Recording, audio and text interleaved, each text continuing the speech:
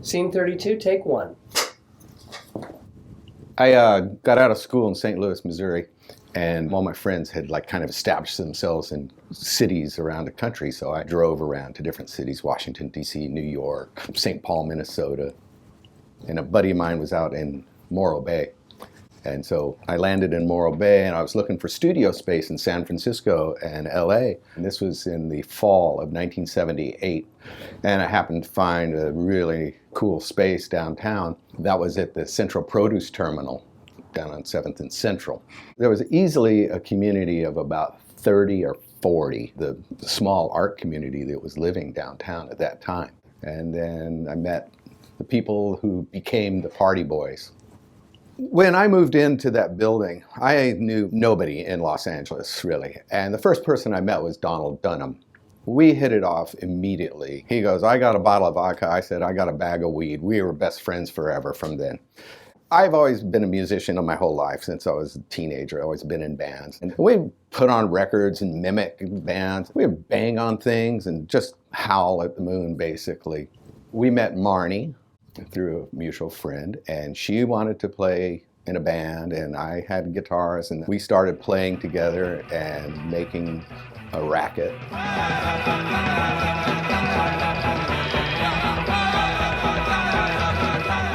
Gillean McLeod ended up joining us. She's a classically trained pianist, and I decided, well, you'd be a really great drummer. So we had this just a big tribal rhythmic sound. And Fred Arbegast, who was another tenant in the building, we kept him awake, and he would complain a lot, and he finally just gave in and joined us because he couldn't beat us.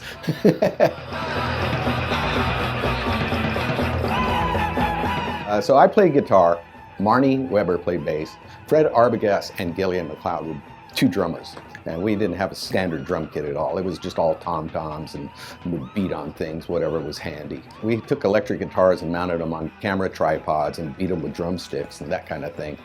And Gillean would clamp the strings and just chugga-chugga on it. And that was the basis of the rhythmic section there. And Donald would make up words and howl and just be funnier than shit, man. It was awesome. And so from those humble beginnings, we became a real band. We played every Friday and Saturday night. We took over this little Mexican beer bar called Jacaranda's Place on 7th Street and would perform there Friday night. And when we started meeting other bands and inviting them to play with us, and created a little hubbub there.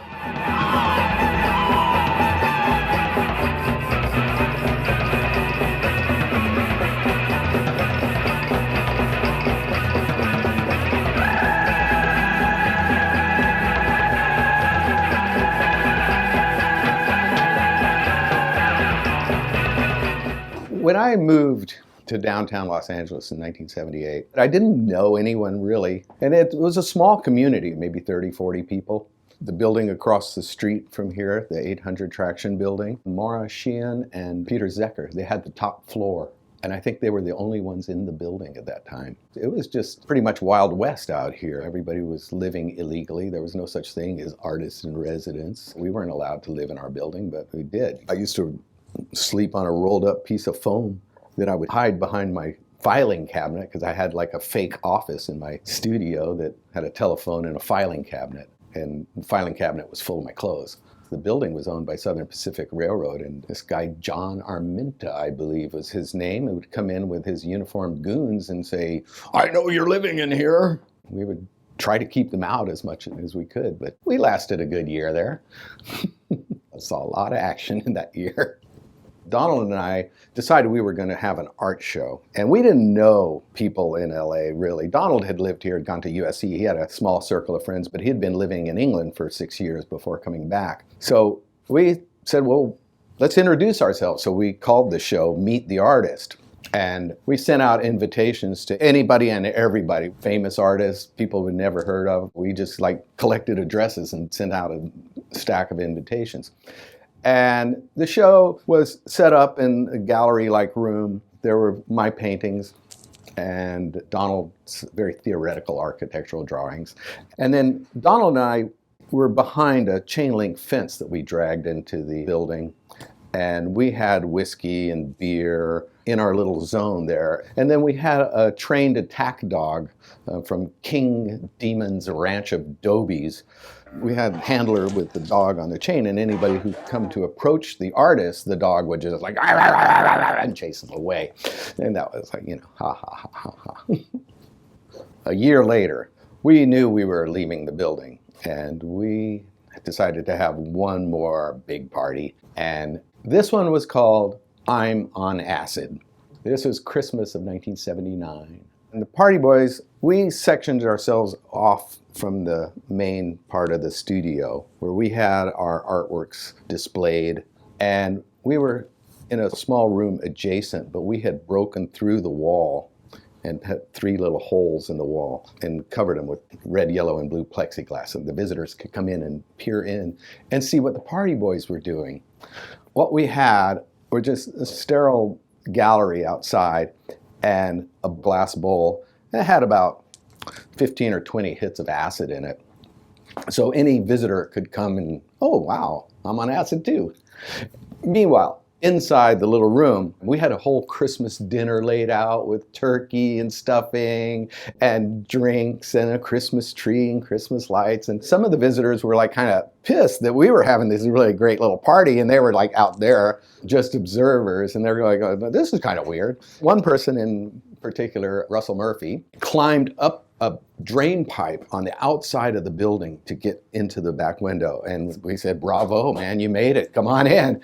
Jim Croak decided it would be a real fun thing to do to take one of the fire extinguishers, break out the plexiglass, and then just let the fire extinguisher loose on our Christmas party through the hole in the wall, which he did. I'm just glad he didn't shoot us.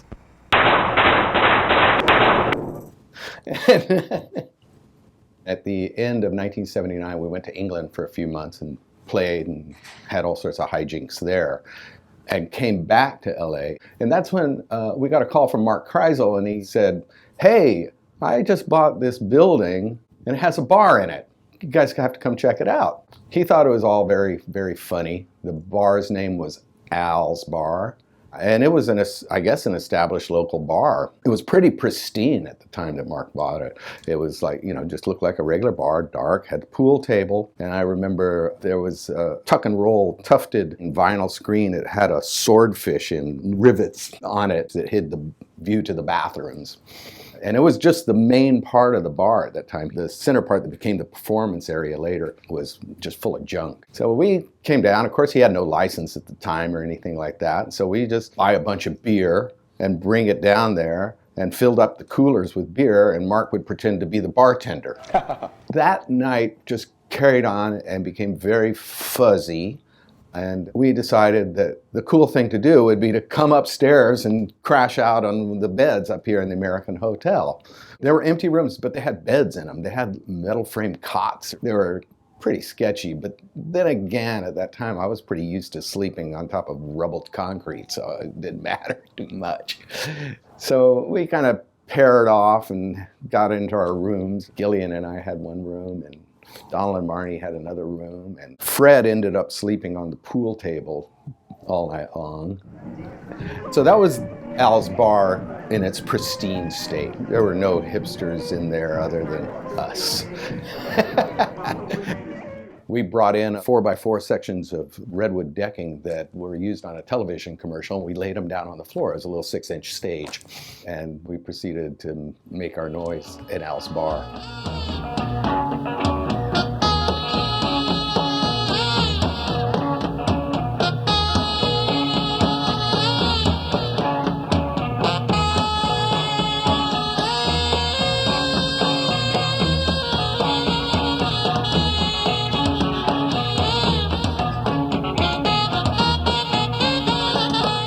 And the one that was permanently in Als Bar, Donald had sketched out on a napkin for Mark.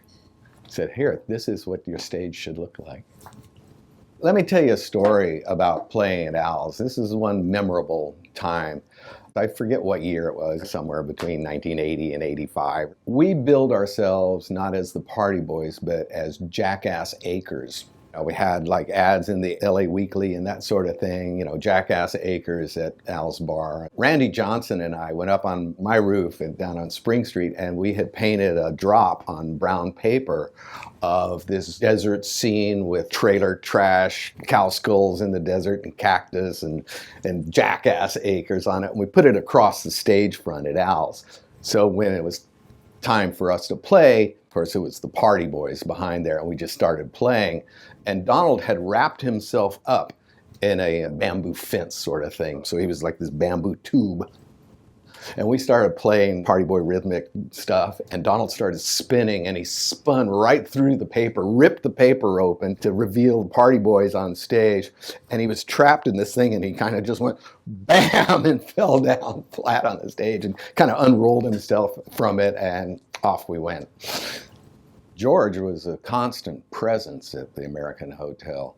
You could see him here at 6 o'clock in the morning, he'd be sweeping the sidewalk out front, or 4 o'clock in the morning, he'd be mopping the floors inside the hotel.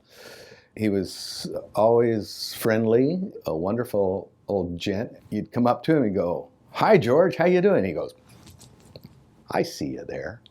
"Yep, I see you there." And he would tell stories about his past as well.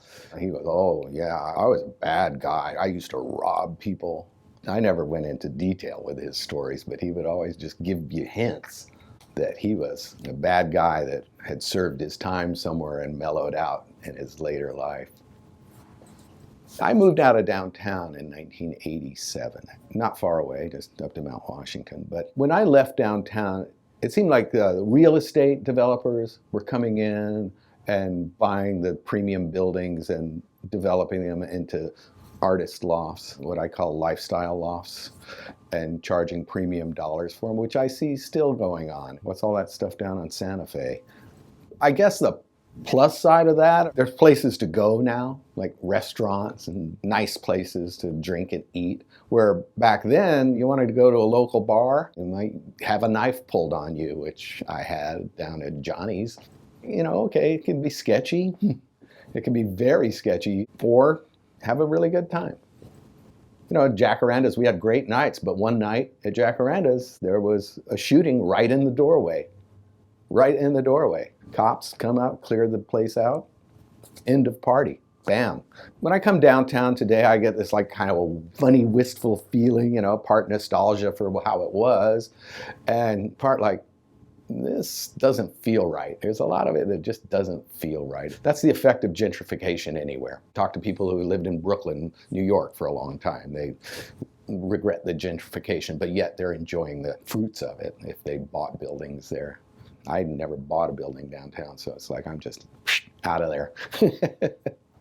The Arts District in general, I think, is going to always be here. And the rents are only going to go up and up and up.